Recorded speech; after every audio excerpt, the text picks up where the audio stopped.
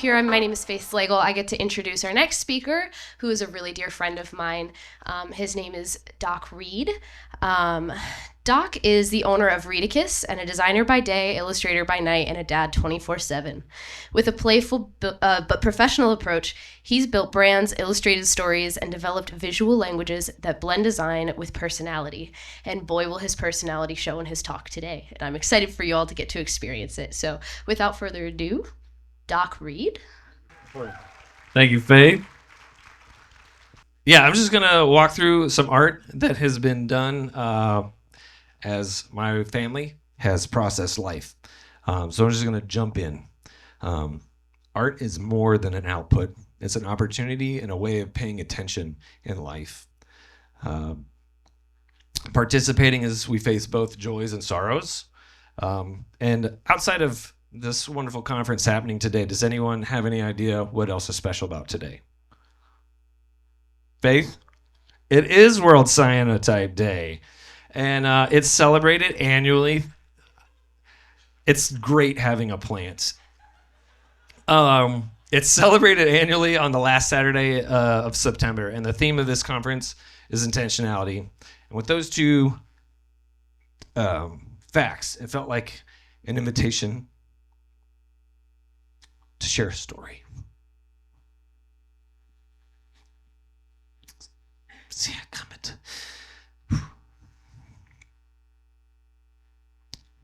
At the heart of that story is my wife and cyanotypes.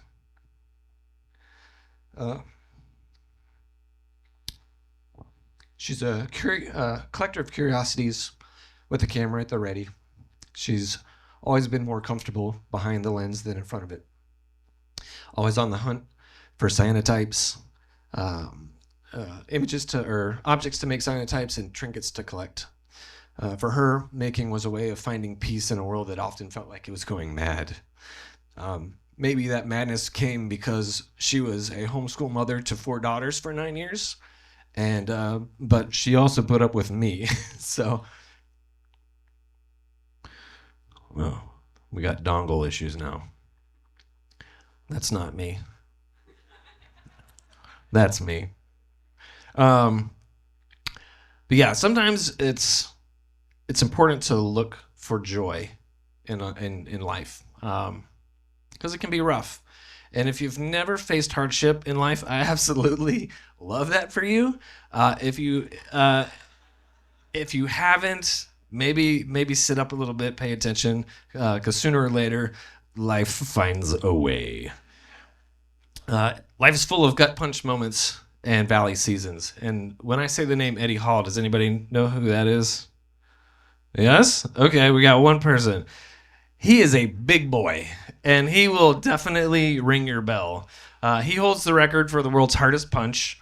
It's 208,901 units, which is essentially a 20-pound object traveling at about 18, 19 miles an hour. Yeah, pain and suffering.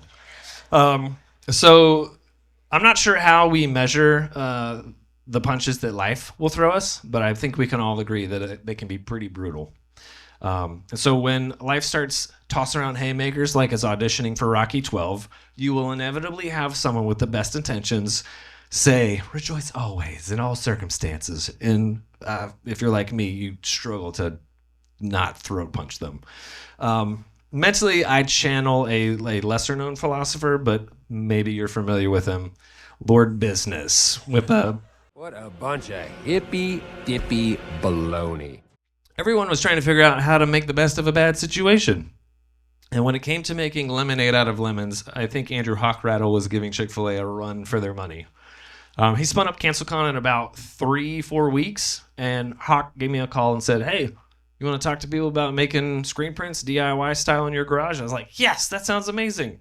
And then I proceeded to say, hey, my wife does cyanotypes. I think she'd like to tell people how to make cyanotypes. That'd be fun, yeah? He's like, yes, that's great. I got off the phone. I'm super stoked. And I don't know if anyone else is in here that volunteers their spouse for something. You can imagine how that went. I hopped down the stairs. Hey, guess what, Julie? You're doing a talk at CancelCon. And she's like, excuse me, what? And It took a lot of encouraging and convincing to make it happen, but it did. We had a blast, and eventually she did forgive me. And we spent the rest of 2020 riding out the pandemic and making the best of it as we possibly could. But during the months following the lockdown, Julie dove deeper and deeper into making cyanotypes. And if you're looking for a silver lining for 2020, it probably was that it allowed us to take our foot off the gas pedal, forced us to slow down, and gave us back some time. For us, we use that time to pay attention to the beauty all around us. And sometimes it's super easy, just getting up, taking in a sunset, or if you like sleeping. Getting up, seeing a sunrise, or just pausing during the middle of a day and taking in an actual sunset, like a normal person. Other times, you have to really focus hard. Finding beauty in difficult, or in life can be difficult when, the haymakers start landing. For us, it was the words, "It's cancer." It was a gut punch that dropped us to our knees in a valley that we didn't want to walk into. I want to reframe the valley for a moment, though. We often glorify the mountaintops, and the negatives seem to always fall to the valley. Both are incredibly beautiful. Both can be extremely treacherous. With the mountaintops, the air is super thin. It's hard to breathe. There's little vegetation, but the views are good. Down in the valley, everything's lush and plentiful, but we toil. But life happens down in the valleys. In 2021, we worked on a plan to move forward with the treatment. It was exhausting and difficult to function, let alone stay positive and looking for joy. We here make art from what you know, and that caused me to do a lot of thinking. Can beautiful work be made while your heart and your mind are held captive? I believe it can be made, and I encourage you to try. We all know art won't cure cancer, but it does offer us the power to process gut punch moments and valley seasons. Julie made to cope and combat grief and fear and frustration, but more importantly, she created to reclaim joy and peace.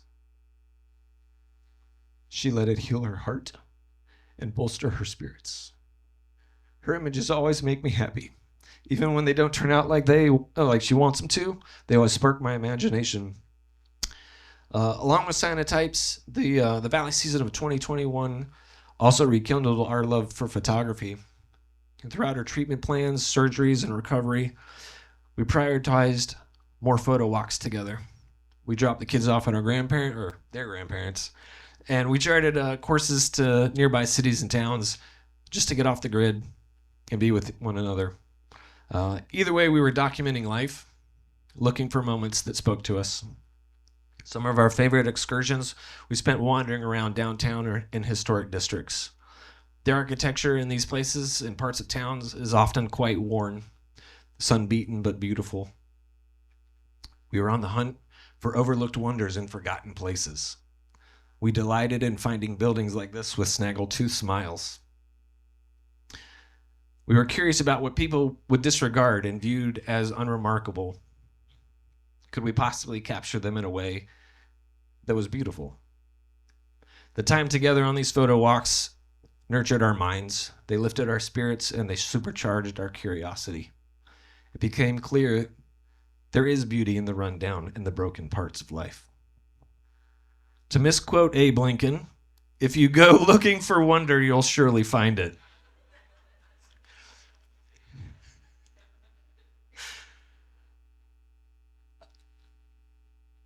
And yet, when we'd return home, I'd watch her struggle to see her own beauty. She didn't say it, but I heard it loud and clear. So I started to use art and photography as a way to communicate directly to her and to her heart. To remind her she'll always be cherished. She's my beautiful and wonderfully made bride. Overflowing with grace and peace, bold and tenacious. I strove to be a visual bard, recounting the tales of a fierce warrior princess and the battles being fought. To hold up a mirror so that she could see her faith, resilience, and steadfastness, and how beautiful it is to behold. The things that I saw, but felt that she struggled to believe. As time went on, I made collages from, I said that word wrong, but you know what I mean. I'm not going to try it again. This one was from a workshop I did with Timmy Coker back in 2023 at CropCon. I was searching for a way to channel hope to encourage Julie after a local reoccurrence of breast cancer. It was incredibly frustrating to be back at the beginning of this battle again. All I could control was how I responded to bad news. And as I documented more and more, I realized I couldn't stop time. I could only try to honor it. I had the choice to be angry or to focus on the good. We get to control what comes out of us when we create. So I integrated some of the artifacts of the struggle and made them as beautiful as I could.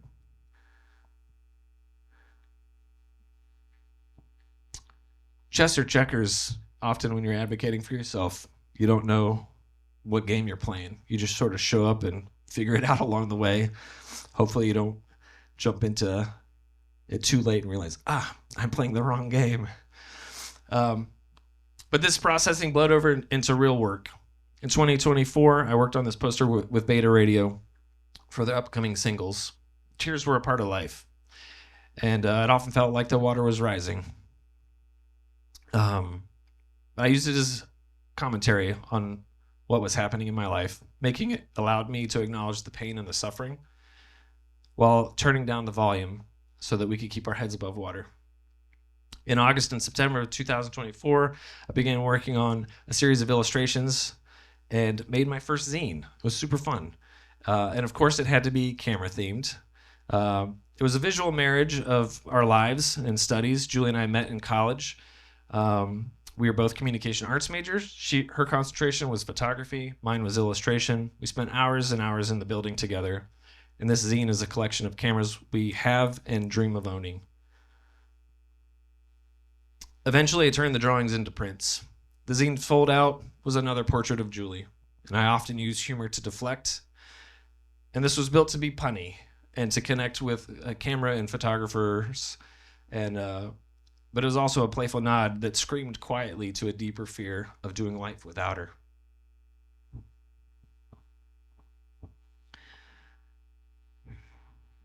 The following month, we were told the treatment failed. We went from fighting to managing the disease. The silver lining, we were told we had 5 to 7 years, but some patients had seen up to 15. So we came to terms and we started to tackle some of the bucket list items. Back in March, we clung to hope. And we traveled to join friends out on the West Coast for an artist retreat. Julie never backed down despite the chronic fatigue and fighting for every breath. It was time to get away and to make. During the day, we would wander, collect, draw, shoot photography, and paint. And at night, we'd sit around the table, would gather with our friends, and would discuss what we found, what we learned, what we made. Life still held immense amounts of beauty, but it was getting blurry. Things began to feel claustrophobic. Life swirled about us. It felt like we were stumbling through the valley, trying to find our footing as life raced ahead. Nothing made sense. We were awash in a sea of questions with no answers in sight. The once vibrant mantle of grace and peace she donned was wearing thin, frayed and tattered from the journey, and a weariness hung in the air, an uneasy haunting of an inevitable goodbye.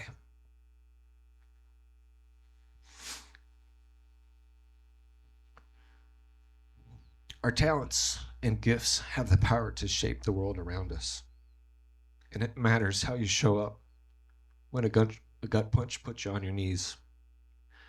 Not just for you, but the people around you. Julie introduced me to this fellow, Andrew Peterson, and in one of his books, he poses a question or a challenge to artists to adorn the darkness.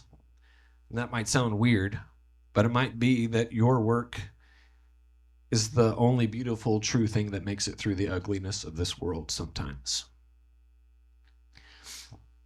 Back in April, this is how Julie showed up at Creative South.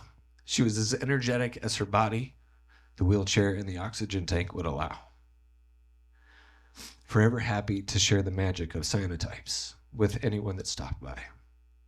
The hope for 7 or more years held out for 7 months, and Julie's journey through the valley ended 17 days after this.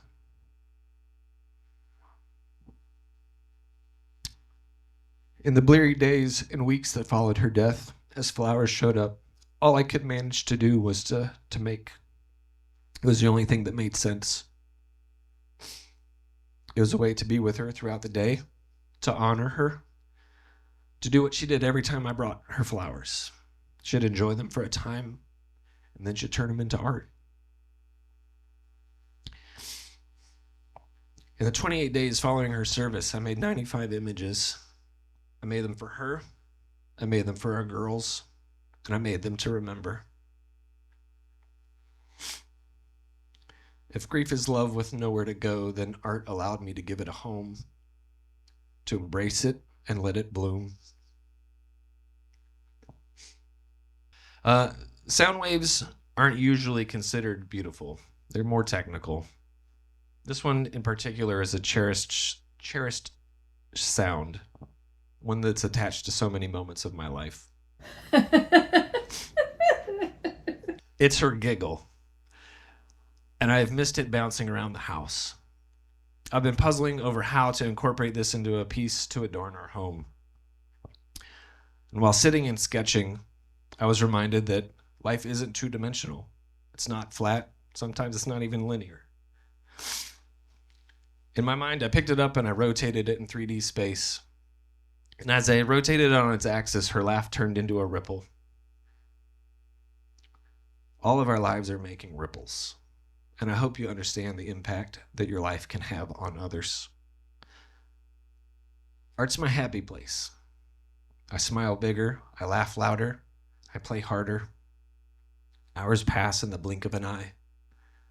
And as you've seen, it's also where and how I process gut punch moments in valley seasons. It's easy to forget that the mountaintops and the valleys are part of the same journey. The valley, that's where we get shaped. And it's only when we climb out and head to the mountaintops that we see the growth and the beauty of that journey. So don't miss the beauty in the valley seasons.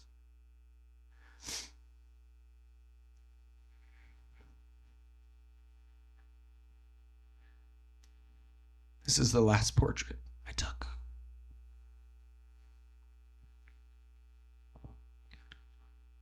She saw the beauty in the ordinary, and that simple ripple from her life collides with mine every day.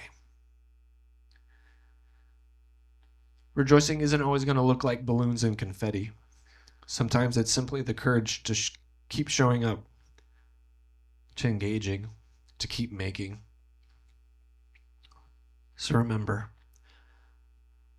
maybe we're rejoicing the entire time.